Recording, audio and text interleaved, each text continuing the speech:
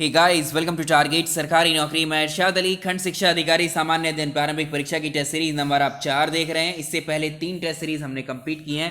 Channel पर playlist बनी है, वहां से कंप्लीट कर सकते हैं। वीडियो को लाइक कर दीजिए। आज का पहला क्वेश्चन देखिए।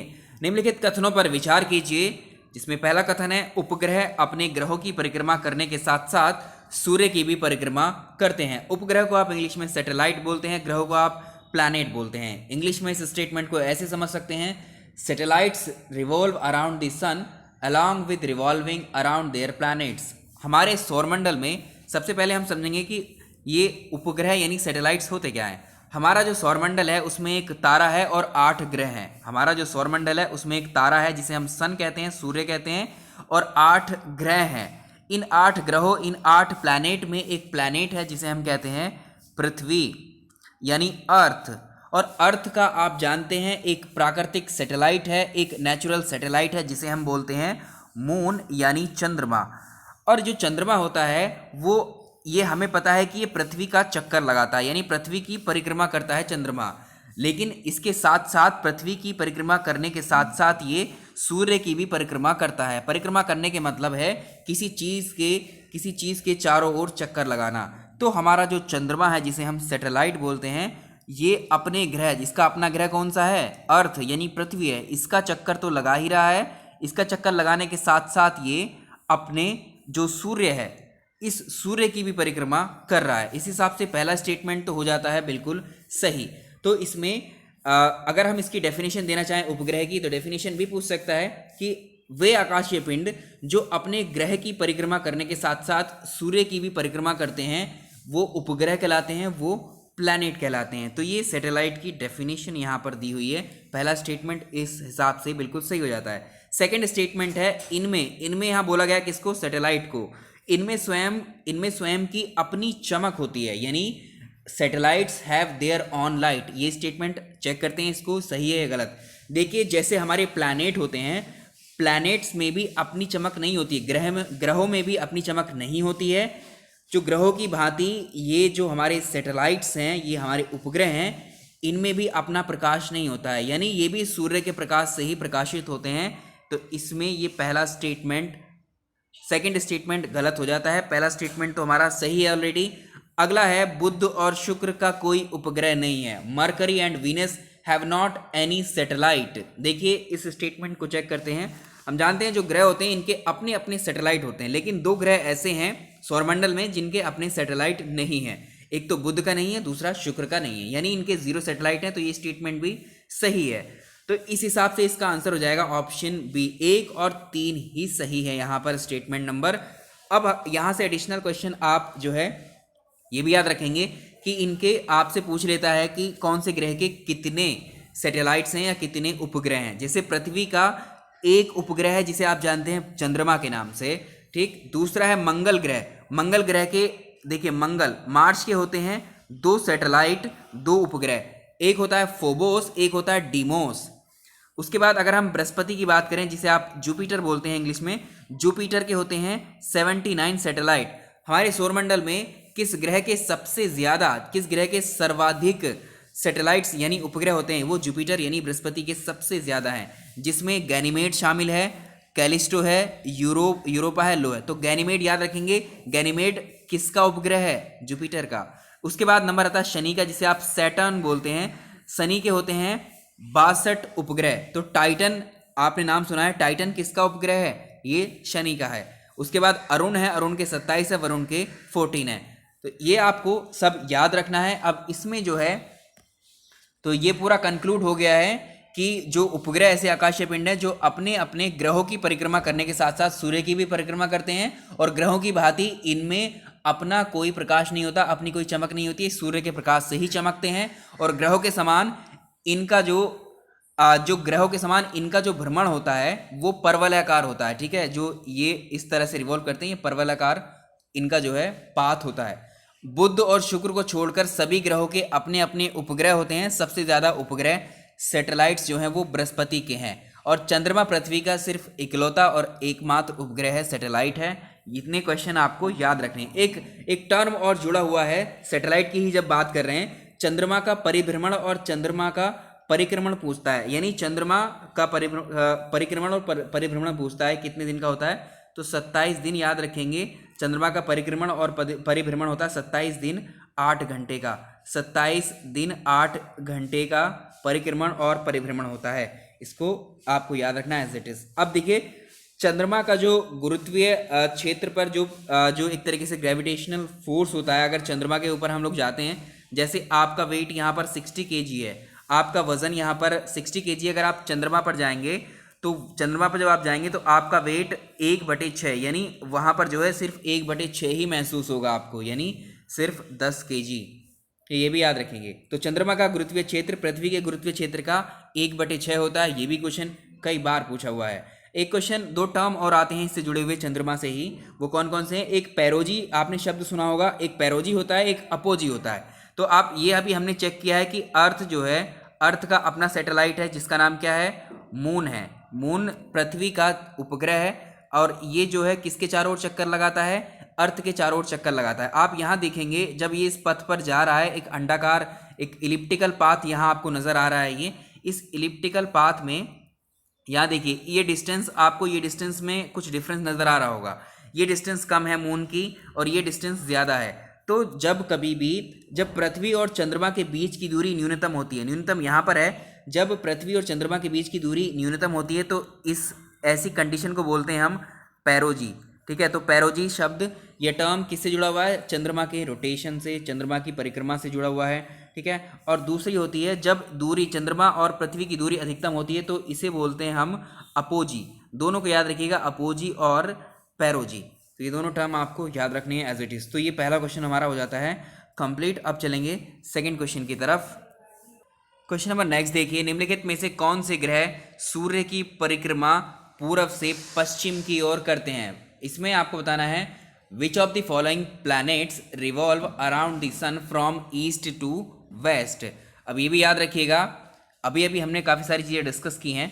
तो सूर्य की परिक्रमा या सूर्य का जो रेवोल्यूशन है, सभी ग्रह जो है पश्चिम से पूर्व की ओर करते हैं। ठीक है सॉरी, याद रखिएगा सूर्य की जो परिक्रमा है, सूर्य की परिक्रमा जितने भी ग्रह हैं वो पश्चिम से पूर्व की ओर करते हैं, एक्सेप्ट 2, केवल 2 को छोड़कर। कौन कौन से हैं? एक शुक्र है और एक वरुण है, ऑप्शन सी।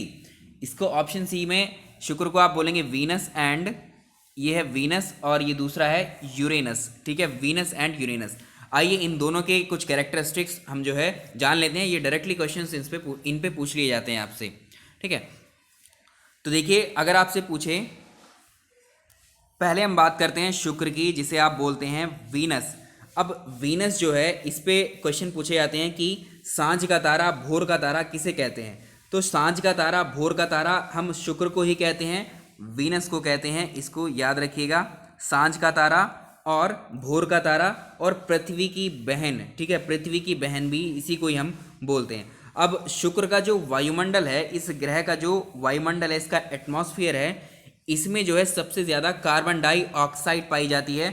90 से लेकर के 95% इसमें कार्बन डाइऑक्साइड है इसके वातावरण में, जिसकी वजह से ही जो है इसमें एक तरीके से प्रेशर कुकर जैसी स्थिति इसमें पैदा हो जाती है। इसलिए ये सबसे गर्म ग्रह भी कहा जाता है। ठीक है, और इसके चारों ओर जो है सल्फर डाइऑक्साइड के बादल भी हैं। तो शुक्र और अरुण की परिक्रमण जो दिशा है, ठीक है, वो पूरब से पश्चिम की ओर होती है। ठीक है, इनको याद रखेंगे। जबकि इनके अलावा जितने भी ग्रह हैं बाकी वो पश्चिम से पूरब की ओर चक्कर लगाते हैं सूर्य का। अब इसके बाद में बात करते हैं हम अरुण की। अरुण को हम कहते हैं यूरेनस। यूरेनस जो है, देखिए यूरेनस भी जो है, इसमें जो है मीथेन गैस की अधिकता होने के कारण ये नीले हरे रंग का दिखाई देता है। ठीक है, इसमें कौन सा, अगर इसमें पूछे अरुण में आपसे पूछे कौन सी गैस के कारण जो है ये इसका रंग नीले और हरे रंग का दिखाई देता है यूरेनस या अरुण, मीथेन गैस की अधिकता के कारण ये दिखाई देता है। इसका अक्षीय झुकाव जो है ज़्यादा अधिक है, इसलिए इसको लेटा हुआ ग्रह भी कहते हैं। किसको? अरुण को, यानी यूरेनस को। ये भी आप याद रखेंगे। नेक्स्ट चलेंगे तो इसका आंसर हो जाएगा यहाँ पर शुक्र एंड अरुण, यानी ये हो गया वीनस एंड यूरेनस। नेक्स्ट सवाल चलिए, नेक्स्ट क्वेश्चन देखिए, बहुत सारी जानकारी मिलेगी यहाँ पर इन क्वेश्चन से आपको। निम्नलिखित युग्मों में से कौन से सुमेलित नहीं है? अब देखिए इसमें पहला देखिए शुक्र है, शुक्र जो ग्रह है इसको अभी देखा हमने, वीनस है, इसको हम सांझ का तारा कहते हैं, बिल्कुल जस्ट अभी देखा। तो शुक्र को सांझ का तारा कहते हैं, भोर का तारा कहते हैं, क्योंकि ये जो है ग्रह शाम में जो है पश्चिम की दिशा में चमकता है और सुबह को जो है पूरब दिशा में दिखाई पड़ता है। इसका द्रव्यमान और आकार, ये ग्रह द्रव्यमान और आकार में जो है ये ग्रह पृथ्वी के लगभग एक जैसा ही होता है, इसलिए इसे पृथ्वी की जुड़वा बहन भी कहा जाता है। किसको? शुक्र को। तो शुक्र के वायुमंडल में जो है प्रेशर कुकर जैसी कंडीशन उत्पन्न रहती है, क्योंकि यहाँ पर कार्बन डाइऑक्साइड की ज़्यादा अधिकता होती है इसके वायुमंडल में। शुक्र ग्रह का अपना कोई भी सैटेलाइट नहीं है, ये अभी अभी डिस्कस किया है हमने। और ये ग्रह जो है सूर्य की परिक्रमा पूरब से पश्चिम में करता है। तो एक के बारे में ये स्टेटमेंट सही है, ये सुमेलित है। अगर मंगल ग्रह की आप बात कर रहे हैं, मंगल ग्रह को इसने बोला है नीला ग्रह, तो मंगल ग्रह को आप जानते हैं नीला ग्रह नहीं कहते हैं, इसको लाल ग्रह कहते हैं। ठीक है, ये सुमेलित नहीं है, मैच नहीं है। मंगल ग्रह को लाल ग्रह कहते हैं, मार्स है इसका मतलब, इंग्लिश में इसको मार्स बोलते हैं। ठीक है, मंगल को। तो ये कि मंगल ग्रह को लाल ग्रह कहा जाता है, ना कि नीला ग्रह। नीला ग्रह पृथ्वी को कहा जाता है। ठीक है, क्योंकि पृथ्वी को जब हम अंतरिक्ष से देखते हैं तो उस पर जल आप देखते हैं 71% पानी है अर्थ पर, इसलिए जल की अधिकता होने के कारण ये हमें नीला दिखाई देता है। तो मंगल ग्रह की सतह जो है लाल दिखाई देती है। और लाल क्यों दिखाई देती है मंगल ग्रह की सतह? क्योंकि उसमें फेरिक ऑक्साइड की अधिकता होती है, इसलिए उसको लाल ग्रह भी कहा जाता है। तो आप याद रखिएगा, मंगल ग्रह की जो सतह है या मंगल ग्रह लाल हमें क्यों दिखाई देता है? उसमें फेरिक ऑक्साइड की अधिकता है, इसकी वजह से वो हमें लाल दिखाई देता है। और नेक्स्ट देखेंगे, अभी मंगल ग्रह के दो हमने सैटेलाइट्स जाने थे, कौन से थे? फोबोस और डिमोस, दो सैटेलाइट्स हैं। और अगर निक्स ओलंपिया की बात करें, जो इस ग्रह का यानी मंगल ग्रह का सबसे ऊंचा पर्वत कौन सा है? निक्स ओलंपिया है। ठीक है, तो ये इसमें दूसरा वाला गलत है, मतलब मैच नहीं है। और आपको जो मैच नहीं है वही बताना है, तो इसका आंसर तो हो जाएगा बी ऑप्शन। अब बृहस्पति के बारे में भी जान लेते हैं और अरुण के बारे में भी जान लेते हैं, क्योंकि ये तो हमने अभी भी डिस्कस किए हैं। अगर बृहस्पति की बात करें, बृहस्पति को हम जो है, जो जुपिटर है, इसको हम लघु सौर तंत्र यानी मिनिएचर सोलर सिस्टम, याद रखिएगा, लघु सौर तंत्र को इंग्लिश में मिनिएचर सोलर सिस्टम कहते हैं, क्योंकि ये सौरमंडल का सबसे बड़ा ग्रह होता है जुपिटर। ठीक है, इसको याद रखेंगे। तो सर्वाधिक उपग्रह इसी ग्रह के हैं, सबसे ज़्यादा सैटेलाइट बृहस्पति के ही होते हैं। अभी अभी डिस्कस किए थे, 79 सैटेलाइट होते हैं इसके, सर्वाधिक उपग्रह इसी के हैं। और बृहस्पति का जो वायुमंडल है, इसमें हाइड्रोजन, हीलियम, मीथेन, इस तरह की गैसें यहाँ पाई जाती हैं। चलिए अब नेक्स्ट देखिए, अरुण को अभी डिस्कस किया है हमने। अरुण ग्रह जो है, यूरेनस अपने अक्ष पर जो है अधिक झुके होने की वजह से इसको लेटा हुआ ग्रह भी कहा जाता है। तो शुक्र ग्रह यानी वीनस की तरह ही ये सूर्य की परिक्रमा पूर्व से पश्चिम की दिशा में करता है, ये भी आपको याद रखना है। तो इसका आंसर हो जाएगा बी ऑप्शन। नेक्स्ट सवाल देखेंगे, क्वेश्चन नंबर नेक्स्ट है। इस क्वेश्चन को आप जो है बहुत अच्छे से कर पाएंगे। निम्नलिखित कथनों पर विचार कीजिए।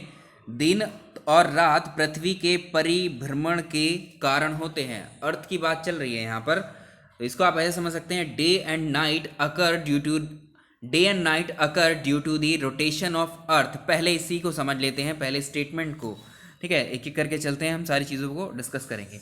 तो पृथ्वी जो है, आप जान रहे हैं, जो सूर्य है, सूर्य के चारों ओर सभी ग्रह जो है चक्कर लगाते हैं, और हमारी पृथ्वी जो है वो खुद का भी चक्कर लगाती है, यानी अपनी एक्सिस है पृथ्वी की, और इस एक्सिस के चारों ओर ये घूमती है। और इस देखिए, ये पृथ्वी की ईस्ट डायरेक्शन है पृथ्वी, और ये वेस्ट डायरेक्शन है, ये नॉर्थ है और ये साउथ है।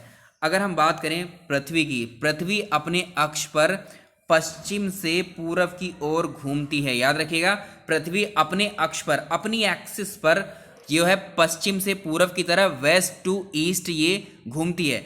इसे पृथ्वी का घूर्णन हम कहते हैं, या इसे पृथ्वी का परिभ्रमण कहते हैं, या इसी को इंग्लिश में हम रोटेशन कहते हैं। तो पृथ्वी के परिभ्रमण के कारण दिन और रात होते हैं। पहला स्टेटमेंट यहाँ पर सही हो जाएगा। इसी को हम पृथ्वी की दैनिक गति भी बोलते हैं। ठीक है, तो पहला स्टेटमेंट यहाँ बिल्कुल सही है। अगला स्टेटमेंट देखें, पृथ्वी सूर्य की परिक्रमा अंडाकार मार्ग पर करती है। अंडाकार कहने का मतलब इंग्लिश में है, इस टर्म को समझिएगा, the earth revolves around the sun in an elliptical path. Earth revolves around the sun in elliptical path. तो इंग्लिश में ये अंडाकार का मतलब इलिप्टिकल पाथ की ही बात कर रहा है। अभी अभी हमने जिक्र किया था इस चीज़ का कि पृथ्वी सूर्य के चारों ओर एक अंडाकार, ये सन है और ये पृथ्वी है हमारी, वो इस शेप में यानी इलिप्टिकल, ये अंडे के जैसा शेप है, इसको इलिप्टिकल बोलते हैं, इस तरह से जो है वो इसकी परिक्रमा करती है। तो पृथ्वी सूर्य के चारों ओर अंडाकार मार्ग में घूमती है और इसे जो है पृथ्वी की इसी परिक्रमण गति को हम इसकी वार्षिक गति भी कहते हैं। ठीक है, तो ये आप याद रखेंगे। तो पृथ्वी की सूर्य की परिक्रमा करने के कारण ही जो है दिन और रात छोटे बड़े हमें दिखाई देते हैं या छोटे बड़े हमें प्रतीत होते हैं। नेक्स्ट चलेंगे तो ये देखिए, ये स्टेटमेंट भी सही है। पृथ्वी की परिक्रमा के कारण ही हमें दिन और रात का छोटा बड़ा होना निर्धारित होता है और पृथ्वी की परिक्रमण गति जो है ये दैनिक गति कहा जाता है। नहीं, इसको दैनिक गति नहीं कहते हैं, इसको वार्षिक गति कहते हैं, जो ये इसके चारों ओर चक्कर लगाएगी सन के। यहाँ से बहुत सारे क्वेश्चन आपके अभी कवर हो जाएंगे, एक बार फिर से रिपीट कर देते हैं। देखिए, पृथ्वी की दो प्रकार की गतियाँ होती हैं। एक होती है जिसे हम बोलते हैं घूर्णन या उसी को बोलते हैं, देखिए इस पे डायरेक्टली क्वेश्चन बनते हैं। पृथ्वी की दो प्रकार की गतियाँ होती हैं, एक तो बोलते हैं हम घूर्णन और इस घूर्णन को ही हम कहते हैं परिभ्रमण, भ्रा से लिख रहे हैं परिभ्रमण, और इसी को हम बोलते हैं दैनिक गति और इसी को बोलते हैं हम पृथ्वी का रोटेशन। अब इसको फिर से एक बार बता दे रहे हैं क्योंकि यहाँ से 3 से 4 क्वेश्चन कनेक्ट कर दे रहे हैं फिर से हम। ठीक है, तो पृथ्वी अपने अक्ष पर जो है ये जान रहे हैं आप, पश्चिम से पूर्व की ओर लट्टू की तरह घूमती है, इसे पृथ्वी का घूर्णन कहते हैं, इसे ही पृथ्वी का परिभ्रमण भी कहते हैं। तो आप जानते हैं पृथ्वी पश्चिम से पूर्व की ओर जो है कितने घंटे में, यानी कितने घंटे में एक चक्कर पूरा कर लेती है अपनी एक्सिस का, ये हमने पढ़ा था किसमें, कैलेंडर में, 23 घंटे 23 आवर 56 मिनट 23 आवर 56 मिनट और ये 4 सेकंड में ये अपना चक्कर पूरा कर लेती है। ठीक है, अपनी एक्सिस के अराउंड, अपनी एक्सिस के चारों ओर ये 23 घंटे 56 मिनट और 4 सेकंड में अपना एक चक्कर, अपना एक घूर्णन पूरा कर लेती है। अब घूर्णन गति के कारण, इसकी खुद की एक्सिस पे घूमने के कारण कौन कौन से प्रभाव देखे जाते हैं, दैनिक गति के प्रभाव क्या क्या होते हैं। एक तो दिन और रात का होना, हमें इसी से पता लगता है, ये इसकी गति के कारण होते हैं। पृथ्वी पर दिन और रात जो होती हैं वो पृथ्वी के घूर्णन के कारण होती है, पृथ्वी की परिभ्रमण के कारण, पृथ्वी के रोटेशन की वजह से होते हैं। ठीक है, ये बहुत पूछा जाता है क्वेश्चन। और देखिए अब नेक्स्ट चलेंगे, अब बात करते हैं जो सबसे इंपॉर्टेंट है इसका रेवोल्यूशन यानी परिक्रमण। परिक्रमण जो होता है पृथ्वी का दूसरी गति है ये इसकी परिक्रमण या इसको रेवोल्यूशन बोलते हैं। अब अपने अक्ष पर घूमती हुई पृथ्वी सूर्य के चारों ओर भी घूमती है वो। ठीक है, इसी को सूर्य के चारों ओर, पृथ्वी का सूर्य के चारों ओर चक्कर लगाना परिक्रमण या रेवोल्यूशन कहलाता है। अब ये कितने दिन में कंप्लीट होता है, ये भी हमने कैलेंडर में जिक्र किया था इसका। तो पृथ्वी सूर्य का चक्कर कितने दिन में पूरा कर लेती है, 365 दिन लगते हैं, 5 घंटे होते हैं इसमें, 365 दिन 5 घंटे और 48 सेकेंड। सॉरी, देखिए यहाँ पर ये एक्चुअली, देखिए इसको फिर से याद रखेंगे, 365 दिन होते हैं, 5 घंटे हैं, 48 मिनट 46 सेकेंड। ये आपको एग्जैक्टली याद रखना है, ये एग्जैक्टली भी कई बार पूछा हुआ। 365 दिन में ये अपना चक्कर पूरा करती है और इसके साथ में जो एडिशनल है जैसे 5 आवर्स हैं, 5 घंटे हैं और उसके बाद में 48 मिनट है, उसके बाद में 46 सेकेंड है। इतने में पृथ्वी जो है सूर्य का चक्कर कंप्लीट करती है इतने वक्त में। अब इसकी वजह से होता क्या क्या है, परिक्रमण के कारण यानी रेवोल्यूशन के कारण क्या होता है, एक तो दिन रात जो छोटे बड़े होते हैं वो किसके कारण होते हैं, ये डायरेक्टली क्वेश्चन पूछ सकता है आपसे। तो रेवोल्यूशन के कारण ही जो है, वार्षिक गति के कारण ही दिन और रात का छोटा बड़ा होना हमें प्रतीत होता है। जो ऋतु परिवर्तन है, जो चेंजेस होते हैं, ठीक है, ऋतु परिवर्तन भी जो है परिक्रमण के कारण, रेवोल्यूशन के कारण होता है। और सूर्य की किरणों का सीधा और तिरछा चमकना भी इसी के कारण ही होता है। ठीक है, ध्रुवों पर 6 महीने का दिन और 6 महीने की रात भी वो पृथ्वी के परिक्रमण के कारण होता है। ठीक है, तो ये एडिशनल जानकारी थी जो आपको इन क्वेश्चंस में देनी थी। तो इसमें स्टेटमेंट पहला सही है, दूसरा सही है, तीसरा भी सही है, चौथा गलत है। पृथ्वी का जो परिक्रमण है यानी जो रेवोल्यूशन है उसको दैनिक गति नहीं कहते, इसको वार्षिक गति बोलते हैं हम। ठीक है, 1 साल की गति बोलते हैं उसको।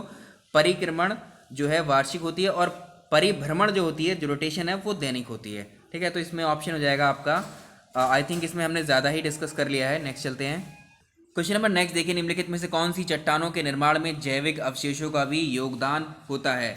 इन which of the following rocks biotic remains also contribute in the formation. तो देखिए इसमें डिस्कस करेंगे हम। अगर हम बात करें अवसादी चट्टानों की, इनको बोलते हैं हम सेडिमेंट्री रॉक्स। तो जो सेडिमेंट्री रॉक्स या फिर अवसादी चट्टानें होती हैं, इनका निर्माण पृथ्वी के तल पर एक्चुअली जो आग्नेय और रूपांतरित चट्टानों के अपरदन के कारण से होती हैं। ठीक है, जो आग्नेय और रूपांतरित चट्टानें होती हैं, इनके अपरदन के कारण, टूटने फूटने के कारण जो है इनका निर्माण होता है। तो इन चट्टानों के निर्माण में जो जैविक अवशेष होते हैं उनका भी योगदान होता है। ठीक है, तो ये याद रखेंगे। अब इसका आंसर हो जाएगा अवसादी, ये देखिए इसका ऑप्शन हो जाएगा बी। अगर हम आग्नेय चट्टानों की बात कर रहे हैं, आग्नेय चट्टानें कहलाती हैं ये प्राइमरी रॉक्स, प्राथमिक चट्टानें कहलाती हैं, क्योंकि जब पृथ्वी की उत्पत्ति हुई थी, उसकी पृथ्वी की उत्पत्ति के पश्चात ही जो है सबसे पहले आग्नेय चट्टानों का ही निर्माण हुआ था। ये चट्टानें एकदम रवेदार होती हैं और इन चट्टानों में जो परतें हैं और जो जैविक अवशेष इनमें नहीं पाए जाते, आग्नेय में नहीं पाए जाते हैं। लेकिन अवसादी और रूपांतरित चट्टानें जो होती हैं वो आग्नेय चट्टानों से ही निर्मित होती हैं। इन चट्टानों से ही बनी होती हैं कौन सी? अवसादी चट्टानें। इनमें ये अवशेष पाए जाते हैं। तो इसका आंसर हो जाएगा सेडिमेंट्री रॉक्स, या फिर इसको अवसादी चट्टानें आप बोलेंगे। अब अगर हम बात करें क्रस्ट की, अर्थ का जो सबसे ऊपरी हिस्सा है इसको हम बोलते हैं क्रस्ट। ठीक है, ऊपरी परत को, भूप्रपट्टी को, अर्थ की, इसको बोलते हैं क्रस्ट। तो क्रस्ट का 90% भाग जो है वो किससे बना हुआ है? वो 90% भाग आग्नेय चट्टानों से बना हुआ है, ये याद रखना है। नेक्स्ट क्वेश्चन देखेंगे। क्वेश्चन नंबर नेक्स्ट देखिए, निम्नलिखित में से कौन से सक्रिय ज्वालामुखी हैं, यानी एक्टिव वॉल्केनो इनमें से कौन सा है? तो देखिए जो ज्वालामुखी होते हैं, ज्वालामुखी उद्गार के आधार पर इनको 3 कैटेगरी में डिवाइड किया जाता है। एक तो होते हैं सक्रिय ज्वालामुखी, दूसरे होते हैं प्रसुप्त ज्वालामुखी, तीसरे होते हैं शांत ज्वालामुखी। जो सक्रिय ज्वालामुखी होते हैं वो ऐसे ज्वालामुखी होते हैं जिसकी यहाँ बात की जा रही है। सक्रिय ज्वालामुखी ऐसे ज्वालामुखी होते हैं इसमें से हमेशा ही या तो वाष्प निकलती है, धूल, धुआं, गैस, राख, लावा, ये सब पदार्थ निकलते रहते हैं। ऐसे ज्वालामुखी सक्रिय ज्वालामुखी कहलाते हैं। अगर भारत का एकमात्र सक्रिय ज्वालामुखी पूछा जाए तो आप याद रखिएगा बैरन द्वीप, बैरन आइलैंड भारत का एकमात्र सक्रिय ज्वालामुखी है। ठीक है, अगर दूसरे की बात करें हम प्रसुप्त ज्वालामुखी, प्रसुप्त ज्वालामुखी ऐसे ज्वालामुखी होते हैं जिनमें आप कह सकते हैं अभी हाल फिलहाल में कुछ दिन पहले ही, या आप कह सकते हैं कुछ समय पहले ही उसमें जो है उद्गार हुआ होगा, लावा वगैरह निकला होगा, लेकिन परंतु भविष्य में भी कभी भी इसमें उद्गार हो सकता है। पहले कभी हुआ रहेगा अभी कुछ समय पहले, लेकिन भविष्य में भी उद्गार हो सकता है। ऐसे ज्वालामुखी प्रसुप्त ज्वालामुखी कहलाते हैं, ये भी याद रखिएगा, प्रसुप्त। तो भारत में अगर आप बात करें, अंडमान निकोबार में जो नारकोंडम द्वीप है, याद रखिएगा, भारत में जो है नारकोंडम, भारत का जो नारकोंडम द्वीप है ना, ये अंडमान निकोबार में है। ये प्रसुप्त ज्वालामुखी का एक एग्जाम्पल है। अगर हम बात करें शांत ज्वालामुखी की, तो ऐसी ज्वालामुखी जिनमें काफ़ी लंबे समय से कोई उद्गार नहीं हुआ है, लावा वगैरह कुछ नहीं निकला और ना ही भविष्य में कभी इनमें से लावा निकलने की संभावना है, तो वो शांत ज्वालामुखी कहलाते हैं। अब इसमें सक्रिय ज्वालामुखी में बहुत सारे हैं। ठीक है, ये तो वर्ल्ड लेवल पे दिए हुए हैं, हमने भारत के जान लिए कौन कौन से हैं। अब देखिए सॉरी, इसमें अगर आप बात करें, चलिए कुछ नाम डिस्कस करेंगे अब हम, जैसे सक्रिय ज्वालामुखी के। जैसे अमेरिका में जो हवाई आइलैंड है या हवाई द्वीप है, उस पर किलायू नाम का जो ज्वालामुखी है वो सक्रिय ज्वालामुखी है। लांगीला और बांगाना, ये पपाया न्यू गिनी में है, ये भी एक सक्रिय ज्वालामुखी है। समेरू, मेरापी, दुकोनो, ये इंडोनेशिया के 3 हैं, ये सक्रिय ज्वालामुखी है।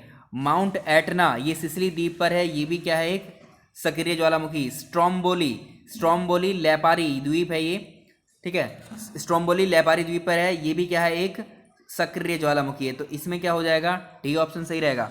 कोटोपैक्सी, ये इक्वाडोर देश में है, कोटोपैक्सी ये भी सक्रिय ज्वालामुखी है। माउंट इरेबस, ये अंटार्कटिका में सक्रिय ज्वालामुखी है। मोनालोवा हवाई आइलैंड में है, ये भी सक्रिय ज्वालामुखी है। बैरन आइलैंड जो अंडमान में है, ये भी क्या है, सक्रिय ज्वालामुखी है, और निकोबार में भी है। अब देखिए, अब अंडमान निकोबार में ही है बैरन आइलैंड। अब देखिए प्रसुप्त ज्वालामुखी में कौन कौन से आएंगे, जो विसुवियस है, ये इटली में है, ये प्रसुप्त ज्वालामुखी है। फ्यूजियामा भी, ये भी क्या है, प्रसुप्त ज्वालामुखी है। ठीक है, ये जापान का है, ये इटली का है।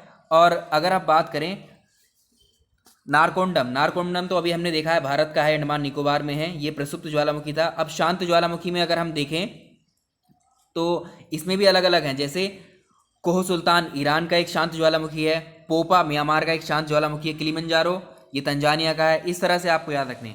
तो यहाँ पर क्या है, ये किलिमंजारो लिखा हुआ है यहाँ पर, ये किलिमंजारो कौन सा है, ये शांत ज्वालामुखी है। तो ये भी आप समझ गए। स्ट्रोम्बोली, अगर आपसे पूछे स्ट्रोम्बोली कहाँ का है, ये भी आप बता सकते हैं, लेपारी द्वीप, लेपारी island.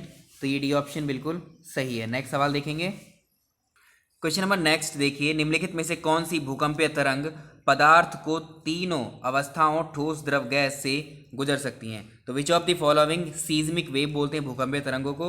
Which of the following seismic waves can pass through all the 3 stages of matter, solid, liquid and gas. तो कौन सी भूकंपीय तरंग है जो पदार्थ की तीनों अवस्थाओं से गुजर सकती हैं? इंपॉर्टेंट क्वेश्चन है। चलिए आइए समझते हैं इसको। पृथ्वी के अंदर की बात करें तो जो पृथ्वी के अंदर एक भूकंप मूल होता है, फोकस, वहाँ से कुछ तरंगें निकलती हैं पृथ्वी के अंदर। तो भूकंप मूल या फिर आप कह सकते हैं कि फोकस से जो निकली हुई तरंगें जो होती हैं पृथ्वी के अंदर सभी दिशाओं में प्रभावित होती हैं, ठीक है। और साथ ही जो है जितने भी प्राकृतिक भूकंप आपने देखे होंगे पृथ्वी के सरफेस पर ही आते हैं, स्थल मंडल पे ही आते हैं। तो ये तरंगे जिनकी वजह से भूकंप का जनरेशन आप मान सकते हैं। तो ये जो हैं 3 तरह की तरंगे होती हैं। कौन कौन सी होती हैं? पी तरंगे होती हैं, एस तरंगे होती है, एल तरंगे होती हैं। पी तरंगों को आप बोलते हैं प्राइमरी वेव्स, एस तरंगों को आप बोलते हैं सेकेंडरी वेव्स, और एल तरंगों को आप बोलते हैं लॉन्ग या सरफेस वेव, यानी प्राथमिक तरंगे, द्वितीयक तरंगे, और इन्हीं को धरातलीय, तीसरी को बोलते हैं धरातलीय तरंगे। अब बात कर रहे हैं, यहाँ पूछ रहा है अगर हम पी तरंगों की बात करें तो पी तरंगे जैसे ध्वनि तरंग होती है ना, हमारी ध्वनि तरंग की समान जो है ये लॉन्गिट्यूडनल वेव्स होती हैं। इनको याद रखिएगा, लॉन्गिट्यूडनल वेव्स। ऐसे भी पूछ सकता है कि पी तरंगे क्या होती हैं? लॉन्गिट्यूडनल वेव्स या अनुदैर्ध्य तरंगे होती हैं। इनकी गति सबसे तेज होती है। ये ठोस, द्रव, गैस तीनों माध्यम में चल सकती हैं, गमन कर सकती हैं, ठीक है।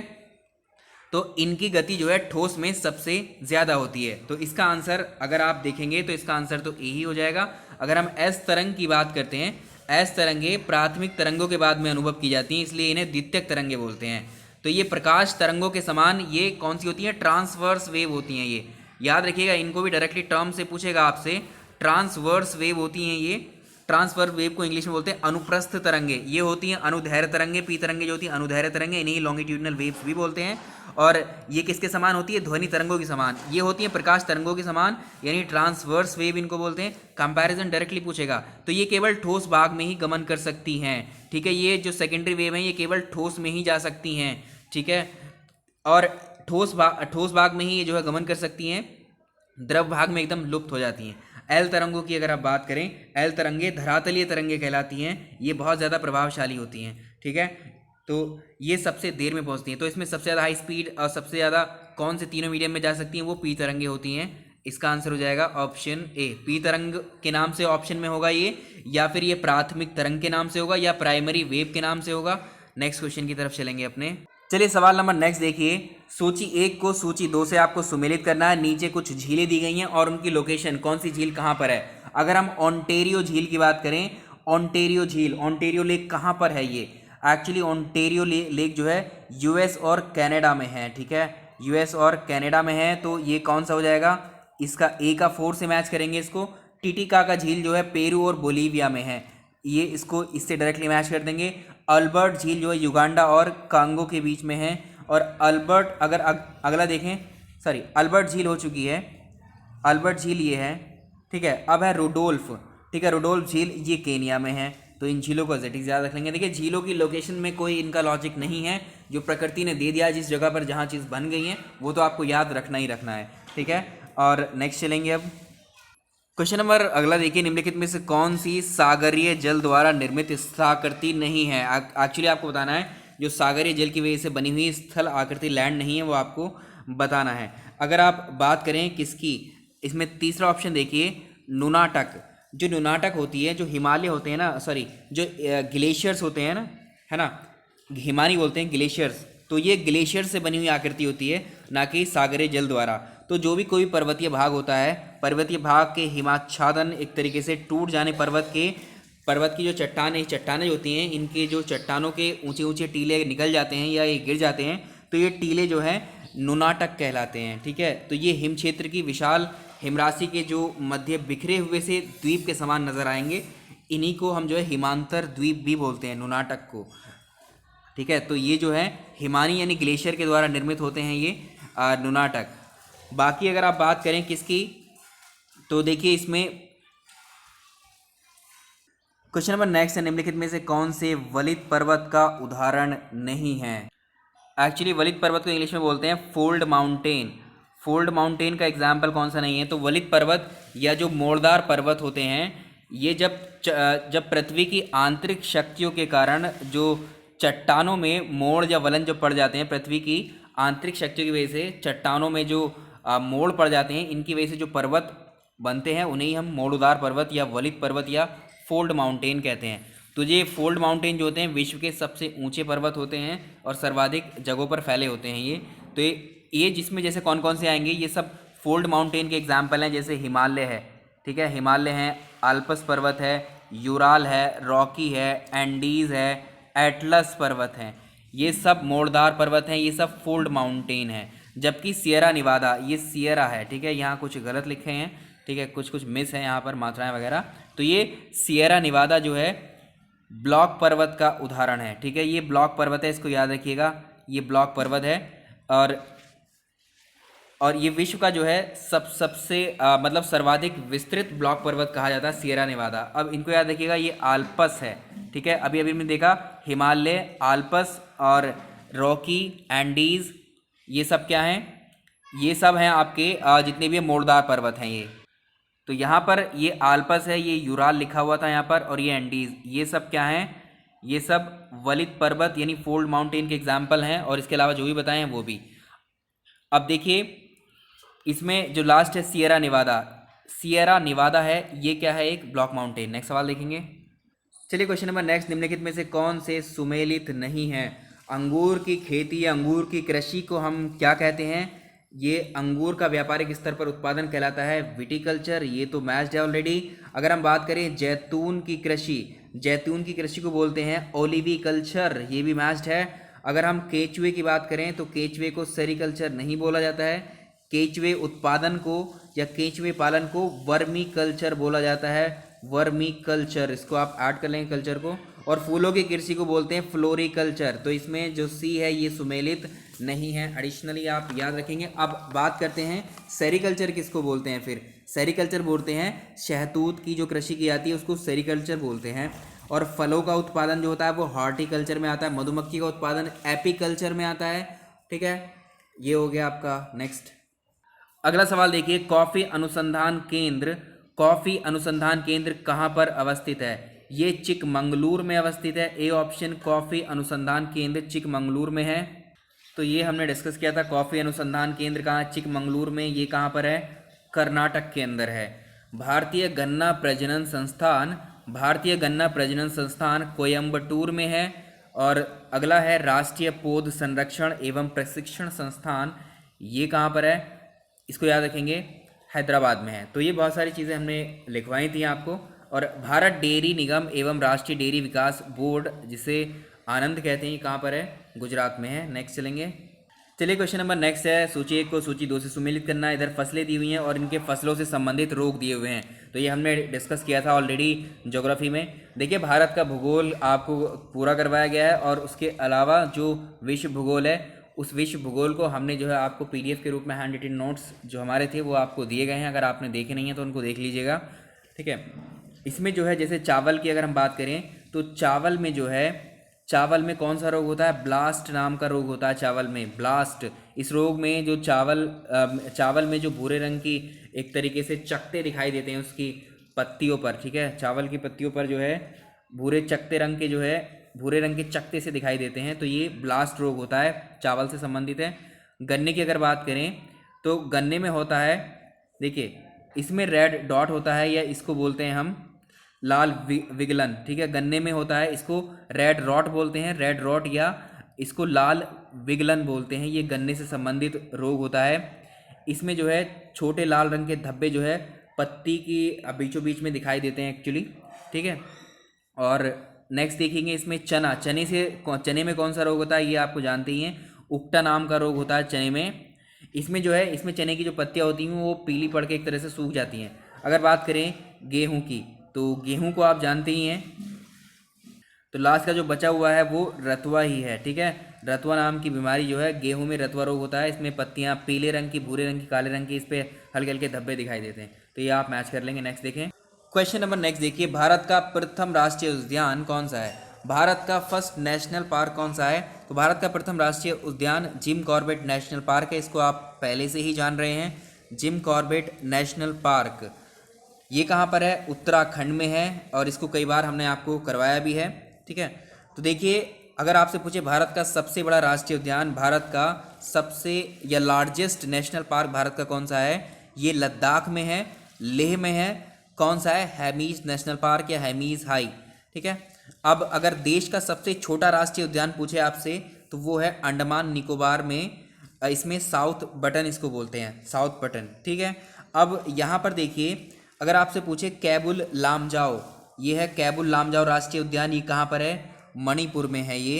अगर पूछे Kaziranga national park, Kaziranga national park Assam में है, ये एक सींग वाले गैंडे के लिए बहुत फेमस है। और अगला है केवलादेव राष्ट्रीय उद्यान, केवलादेव राष्ट्रीय उद्यान राजस्थान में है, इसमें साइबेरियन क्रेन के लिए फेमस है। तो ये चारों ऑप्शन तैयार हो जाते हैं। नेक्स्ट सवाल देखेंगे अपना। एक और देखिए नेक्स्ट क्वेश्चन, एशिया का सबसे बड़ा पवन ऊर्जा केंद्र कहाँ पर स्थापित किया जा रहा है। पवन ऊर्जा केंद्र भारत का एशिया का सबसे बड़ा कहाँ पर है, तो एशिया का सबसे बड़ा पवन ऊर्जा केंद्र गुजरात में है। ये गुजरात के कच्छ जिले में मांडवी में स्थापित किया गया है ये। तो भारत में अगर पवन ऊर्जा की बात करें, पवन ऊर्जा के प्रोडक्शन में सबसे नंबर 1 पर तमिलनाडु है, उसके बाद में आंध्र प्रदेश है, उसके बाद गुजरात है, फिर कर्नाटक, केरल है। तो एशिया का सबसे बड़ा पवन फार्म की अगर हम बात करें तो वो तमिलनाडु के मुप्पंडल में स्थित है। ठीक है, तो याद रखेंगे। लेकिन अगर आप बात करें एशिया का सबसे बड़ा पवन ऊर्जा केंद्र, वो रहेगा गुजरात में, कच्छ में। क्वेश्चन नंबर नेक्स्ट देखिए, निम्नलिखित युग्मों में से कौन से सुमेलित नहीं है। देखिए हमने जो आपको जो वर्ल्ड ज्योग्राफी के जो नोट्स हैं उसमें जो यूनिवर्स वाला सिस्टम है, सौरमंडल वाला, वो भी वहाँ पर किया हुआ है, वहाँ से आप चेक कर पाएंगे। ठीक है, विश्व की नदियाँ, विश्व के पहाड़, ये सब हमने करवाए हुए हैं, कॉन्टिनेंट्स वाइज भी इसको चीज़ों को बताया हुआ है। तो आप एक बार देख लीजिएगा ओपन करके, सिर्फ इकट्ठा मत करिए उन चीज़ों को। निम्नलिखित में से कौन से सुमेलित नहीं है। अभी काराकोरम, रोहतांग, नाथुला, बामडीला, ये सब आपके नाम सुने सुने लग रहे हैं, यहाँ पर कुछ लिखा नहीं है ऊपर, तो आपको कैसे आइडेंटिफाई करेंगे क्या है ये। तो ये जो नाम है एक्चुअली ये दर्रों के नाम है, पासिस के नाम है। तो किन्हीं भी दो प्राकृतिक पहाड़ियों के बीच में जो निकला हुआ रास्ता होता है उसे ही हम दर्रा कहते हैं। तो किसी पर्वत पहाड़ी में स्थित वो निचला भाग जिससे स्थल मार्ग गुजर सकता है वो दर्रा कहलाता है। बहुत सारे दर्रे हैं भारत के अंदर जिनसे जो है सड़क मार्ग बनाए गए हैं, रेल मार्ग बनाए गए हैं, जैसे काराकोरम दर्रा है। काराकोरम दर्रा कहाँ पर है, ये लद्दाख में है, ये भारत का सबसे ऊंचा दर्रा कहलाता है। तो ये सुमेलित है। अगर रोहतांग पास की बात करें, रोहतांग दर्रे की बात करें, तो ये हिमाचल प्रदेश में है, ना कि जम्मू कश्मीर में। रोहतांग पास हिमाचल प्रदेश में है। नाथुला की बात करें तो ये सिक्किम में है, और तिब्बत की पठार, जो तिब्बत पठार है उसकी चुंबी घाटी में जाकर के खुलता है ये। और ये बामडीला, बामडीला की बात करें तो अरुणाचल प्रदेश में है ये, अरुणाचल प्रदेश को ये लहासा से जोड़ता है। ठीक है, बहुत सारे हमने दर्रे और भी पूछता है एग्जाम में, जैसे और भी डिस्कस कर लेते हैं। यहाँ पर एक दर्रे का नाम सुना होगा आपने, जोजिला दर्रा, ये कहाँ पर है, ये जम्मू कश्मीर में है, जास्कर श्रेणी में है, ये श्रीनगर को लेह से कनेक्ट करता है। चलिए क्वेश्चन नंबर नेक्स्ट है, सूची 1 को सूची 2 से सुमेलित करना है और कूट की सहायता से आपको चुनना है। यहाँ कूट का इस्तेमाल नहीं करेंगे, हम सीधे आपको एक्सप्लेन करेंगे, आप समझते ही आइएगा क्या, क्योंकि आपने ये पढ़ चुके हैं पहले ही, तो ये रिवीजन हो जाएगा आपका। गोदावरी नदी की अगर बात करें तो गोदावरी नदी, इसमें इधर नदियाँ दी गई हैं और उनकी सहायक नदियों से मैच करना है आपको। तो गोदावरी नदी आप जानते हैं जो प्रायद्वीपीय नदियाँ, पेनिनसुलर रिवर्स होती हैं, उसमें भारत की सबसे लंबी नदी है ये। किसमें, प्रायद्वीपीय नदियों में भारत की सबसे लंबी नदी है। कहाँ से निकलती है, ओरिजिन कहाँ से, पश्चिमी घाट में जो नासिक की पहाड़ियाँ हैं, कहाँ पर, त्रिम्बकेश्वर में है। त्रिम्बकेश्वर से जो है इसका उद्गम होता है। इसकी सहायक नदियों में कौन कौन सी आती हैं, प्राणहिता नदी आती है इसकी सहायक नदियों में, पूर्णा, पैनगंगा, वर्धा, वैनगंगा, इंद्रावती, मंजीरा, सब करवाया हुआ है आपको। कृष्णा नदी की बात करेंगे तो ये नदी महाबलेश्वर के निकट जो पश्चिमी घाट से निकलती है। इसकी सहायक नदियों में आती है तुंगभद्रा, भीमा, कोयना, यरला, वर्णा, पंचगंगा, दूधगंगा, घाटप्रभा और मालप्रभा। तो इसका सहायक नदी तुंगभद्रा हो गई। ब्रह्मपुत्र नदी की हम बात कर रहे हैं तो ये नदी मानसरोवर झील के निकट ही जो है वहाँ से निकलती है। और इसकी प्रमुख नदियाँ कौन कौन सी हैं, जो सहायक नदियाँ आती हैं इसकी, सुबनसरी है, कपिली है, जिया भरेली, धनसिरी, ठीक है, मानस, ये सब कहाँ है, ये क्या है, इसकी सहायक नदियाँ हैं। अब बात करेंगे महानदी की। महानदी छत्तीसगढ़ के रायपुर जिले के सिंगवा श्रेणी से निकलती है, अमरकंटक के पहाड़ से निकलती है। इसकी सहायक नदियों में शिवनाथ है, हसदो है, मंड है, डूब है, जोंक है, और ये इसका आंसर हो जाएगा हसदेव। तो ये आपको ऐसे मैच कर लेने हैं, फिर से रिवीजन कर लीजिएगा आपको जाकर के। नेक्स्ट क्वेश्चन देखेंगे।